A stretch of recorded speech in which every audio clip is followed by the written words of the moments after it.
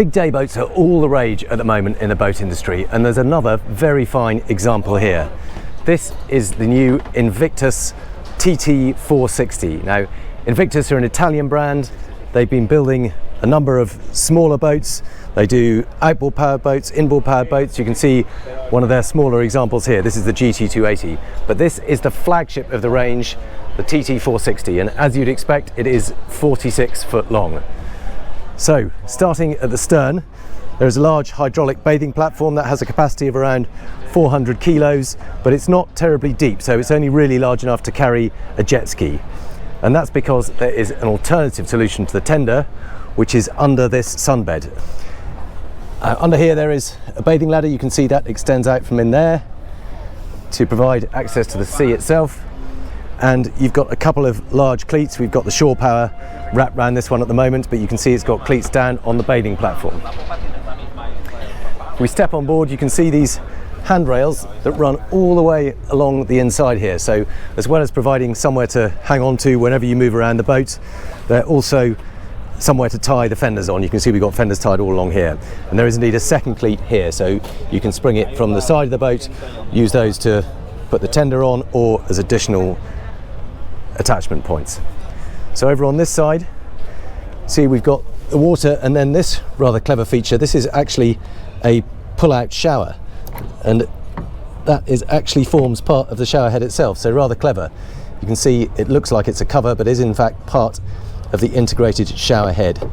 And Invictus are really good at these smart little details. You can see even on the water cap, it's got the Invictus logo here. So there's access around both sides of the sunbed, really huge sunbed, and we've also got some storage under here. Now, even on the sunbeds, you can see some of the detail at work here. Rather than just having a simple headrest, you can see it's got this stitched belt-like feature with a little buckle. Just adds to the whole class of the place. Again, very similar style here. We've got two sets of bench seats either side of the tables, again with these belt straps, big chunky teak tables, both of which unfold. So if we pull out that, you can see there is a support for the tabletop itself, and they will indeed all join up and create one big table. Very nice. Now the wet bar is behind that, and I like the way this faces aft actually. It means that when you are preparing a meal, you're actually facing towards the rest of the party. So rather than on your own facing forward, you're very much part of the whole sociable atmosphere. We've got a sink here, pull-up tap, and the controls for that. And over on this side, if I just carefully move these candles, there is an induction hob. So it's a proper outdoor galley rather than just an occasional wet bar. These are the main cooking facilities on board. There's no galley down below. Now in the middle of this, there's a huge support for the hardtop. You can see this is absolutely vast. It is in fact GRP rather than steel or aluminium, but it's very, very heavy duty. And it's hollow, so all the sort of cabling for the lights and so on runs under that. But what it does mean is that this whole structure is extremely rigid, and it actually, you can see it flares out over this dinette area so that it's properly shaded all the way over the dining space. So when you are eating lunch, you're not in the full glare of the sun. So as well as the large central support, that links all the way up to the windscreen mullions, so you can see that it's properly braced at the front too. So we were just looking at the wet bar. Obviously underneath there is also access to a really big fridge for all your drinks in there. And over on the other side, again, there is more storage, and this time this is for all the cutlery, crockery, lots of different storage, and even the pots and pans go in there. Now either side set into these cockpit coamings, there's two huge storage spaces for fenders, so you can rack up 3 or 4 fenders on each side. There's a matching one on the other side there. The fenders are out at the moment, so they're not in. You see we have got a couple of big speakers, and in fact you can order it with folding wing sections, so these whole bulwarks will fold over and create a little terrace over the sea, but they are quite an expensive option. I think round about 80,000 euros or so. So most people tend not to specify that, at least in Europe. Now, the helm station itself, we've got very lovely, there's that Invictus branding again, you can see it there. Twin 20-inch Garmins, I think they're 20-inch, they look about that to me. Then these lovely bolster seats, you can see they're all set in this GRP moulding, but with leather tops and inset cup holders, and then these three very substantial seats. They have swing bolsters, I don't know if I can lift one out, there we go. So they fold down so that you can drive it sitting or standing, and indeed there is a very nice teak footrest here, so that when you are at the helm you can brace your feet and give yourself a bit of extra elevation. That's the same here, and on this third seat there is a fold down platform so that they don't need to feel left out either. Everybody can brace their feet properly. Now these are a rather nice feature too, as well as being armrests for when you're sitting at the helm station. They do in fact lift up, and there's storage for your suntan lotion, and I think you can also get USB charging station. You can see that one has got the charging station in with a little charger for your phone and so on, but really handy to have somewhere to keep your phone safe, to put your sunglasses and your sunscreen. So back to the helm, we've got 3-spoke steering wheel. Now this is on IPS drives, so it's twin IPS 650s are the standard engines of 480 horsepower each, and they will give a top speed of around about 33 knots, but you can also upgrade to IPS 850s and boost that to late 40s, probably around 47, 48, something like that. They haven't fitted one with those yet, they're only just coming, so they're not sure what speed they will get to. Now being on IPS, you do get the joystick, which means that the computer will control the gear movements, the throttle, everything you need in order to be able to move sideways, twist it on the spot, whatever you like. You've also got the standard throttles on the right hand side, so you can drive it very neatly from there. They're on a little extension which brings them closer to you, so whether you're standing here or sitting, it's very easy to reach those. So moving on further around these full walk around decks. Oh no, there was one more feature I was going to show you. In fact, if you look up to this hardtop, you can see there is in fact a large opening section here which just provides ventilation. So this is all done electronically. There's a button down here, you can see me just pressing that now, and that will close up so that if it is a bit cold you can close the whole thing up and then have really good protection. And you can see these little quarter lights here. That means that the wind won't come rushing around the side and batter you even when you're wanting to be protected. They will provide a nice side stream so that the air rushes past you rather than whirls around it and into your face. So with that all closed up, you get really good protection all the way back. Now moving on round these walk around decks, you can see just how tall these bulwarks are. If you look at me here, you can see they're well above hip height, pretty close to waist height in fact, so it does feel very safe, and thanks to these handholds there is always something to hang on to as you move forward. And you will want to move forward on this boat because there is a very lovely big sun pad here. You can see that's taking up pretty much the full length of the foredeck. These rather fine things that look a bit like classic carburettors on an American V8 or something, they are in fact the sound system. So those are the speakers out on the foredeck. And again, we've got these pop-up cleats, so they will squeeze back in when you want to leave it nice and flush. And under here is the anchor locker, and you can see that the anchor is through the hull and actually exits very low down in the anchor locker, so you're not having to get over that axe-shaped bow. It will drop straight out of there and straight down without fouling the stem of the boat. Obviously the windlass here and controls for the windlass up and down there. I just pop that back down, close it up, that's the wrong way. There we go, close that up. And you'll see what I mean. If we look over the bow here, you can see that from the top here, it does actually come a little bit further out before diving back under. So it's actually over vertical, this bow. It's Very distinctive look, and you can see that on the smaller boat here. You can see what I mean when I say an axe-shaped bow.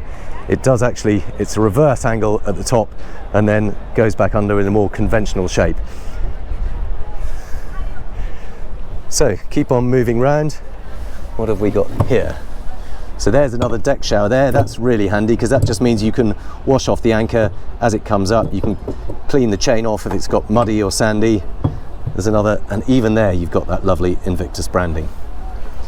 So grab rails all the way around, and then the step back down into the main cockpit area. And something I forgot to say is that these tables, these two tables that join up, they're all on high-low struts. They're manual, but you can push them all down, put cushions across the top once they've been joined up, and you've got another huge sunbed here. So you've got 3 areas of sunbed, one at the back, one in the middle, and one all the way forward. It's a day boat, and that's what most people end up doing, just loafing in the sun, enjoying themselves. So step down into the interior. Quite a steep set of stairs here, in fact, but you can see that they're offset, so one foot goes in front of the other so that you can get your feet onto that. There's a locker here on your way down. This is the access to the main switchboard panel. Nice and convenient right by the entranceway, and indeed the sound system itself. There's a large American style fridge freezer. It's not quite full height, but it has got 2 separate doors. So we've got the fridge section on this side and the freezer section on that side. So that is obviously because you've got the outdoor galley upstairs. It's good to have the freezer as close to it as you reasonably can. Now there are a couple of different options down here. This has got the open plan saloon style layout where you've got seating forward here, and it's just a wrap of seating around the bow of the boat and makes for a really nice below decks saloon effectively. So if it isn't quite so lovely outside, you have got somewhere to squirrel yourselves away down here, have a nice drink, and you can see very nice bar area here, lovely leather topped. There's even a crystal decanter with what looks like a rather fine whiskey in there. Very nice fabric fittings here, nice pale wood, leather top to all the surfaces, bit of a storage area here. And look at these light fittings. It's like a pair of upside down rocket launchers or something, but it's all very much part of the designer look. Now there is storage under here. You've got storage under all the sofas. You can see there's a little hatch giving access to there.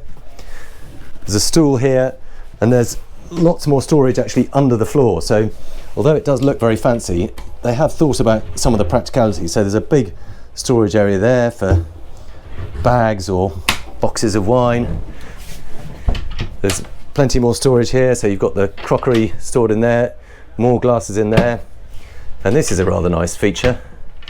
If you are needing to do a little bit of work on board, you've got a slide out desk there, so you can sit yourself down there on the stool or on the sofa, set up your laptop, send a couple of emails, and once you're done, get back to the important business of having fun on your boat. But if you rather not have a full open plan, you can have a separate bulkhead here that creates a private forward cabin, which you can set up obviously with a central island double berth and have that as a much more private, discreet sleeping cabin, and then not bother about the lower saloon at all. There is of course a separate day heads, and if you do go for the cabin option, you can also have private ensuite access on this side. So that becomes a door, and then you can have separate access from the cabin itself, as well as using it as a day head. But in this configuration, obviously you don't need that. You've just got a very nice day head, a big mirror to help bounce light around. There is a hull window there, letting in a certain amount of natural light. Toilet under that lid there. Very smart little sink, all very designer as ever. And a smart shower behind there, walk-in shower. Again, very stylishly done. A separate little sink area for storing your shower gels, and all absolutely spotless. Not going to be much fun to keep that as spotless as it looks now, but very nice to have, certainly in show trim. And then moving aft, we've got the companionway down here, so they're like sort of floating steps on a single stainless steel strut, and that allows as much access and keeps it as open plan as possible into the second cabin under the cockpit. And actually this isn't a bad space. So there's two big single beds. It's set up as twins at the moment, but they will slide together to create one big double. There's storage under the beds, both sides, and along both the outboard sides as well. That looks like, oh no, maybe it doesn't lift. I thought that might lift, but I don't think it does. But you can see there's more storage along both those sides, and indeed under here. And just to demonstrate the headroom down here, it's not bad. I can just about sit upright, but clearly in an open plan design like this, it's more going to be for a family rather than a pair of adult guests. You know, you're much more likely to use this as a family of four. The owner's going to sleep up front, or indeed if you've got the open plan version, then this may be purely the sleeping area, and this will be for entertaining. So we'll move back on deck and have a look in the engine bay. And that is accessed one of two ways. So if you want full-on access for servicing, you can lift out the tender, then there is a hatch that will give access to the top of the engines. But for daily checks, there is a hatch down here, which if I just fold this over, push that back in, then lift up the hatch, we can get down into the engine bay and show you what's in here. So a little bit of a steep drop down, but I think I can manage this. Not that comfy on the bare feet, these stainless steel rungs, but there we go. We can get down in here. I'm just going to sit myself down on the battery box, and we can see here are the two Volvo Penta IPS 650s. Now, one of the slightly unusual things about the setup in here is that rather than being linked directly to the pods, there are some short jack shafts leading from the engines to the pods themselves, and that is to bring the weight a bit further forward of the engines to help ensure it has a nice level running attitude. Rather than being too bow up, if you can keep the weight a bit further forward, you shift the centre of gravity forward and you get a smoother, flatter ride. Now, on either side there's a pair of fuel tanks. You can see one over there with a big fuel filter on top of it, and indeed behind me here. Access to the engines themselves, it's not too bad because there's plenty of sitting headroom at this particular point. I can sit here and comfortably look into the raw water strainer and the dipsticks, and it's exactly the same on the other engine over there. However, getting further aft to the pods themselves is a little bit more of a struggle because of that tender garage overhead. Does mean there is limited clearance above the engines, but there is space in here. You can get all the way aft and get to them. It's just a little bit of a crawl that I'm not going to attempt at the moment because I'll have to move this ladder too. So let me make my way back up,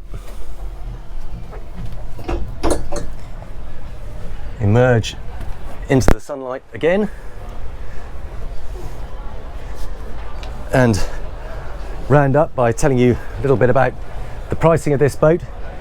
So realistically, once you've spec'd it out to this kind of level with a generator and these IPS 650 engines, you're going to be talking around about €1 million ex-tax, possibly a little bit more if you go for the larger IPS 850 engines, which is about the going rate, to be honest, for a premium 46 to 50 foot day boat such as this. Now, the thing I like about this boat really is the attention to detail and the style. They really have gone full out on the detailing, full out on the styling to create something very different, very desirable and very attractive. So I hope you've enjoyed this tour of Invictus TT460. If you haven't already, please do subscribe to the channel, click the bell icon so that you're notified every time there's a new video released. And in the meantime, thank you very much for watching, and I look forward to seeing you on the next one.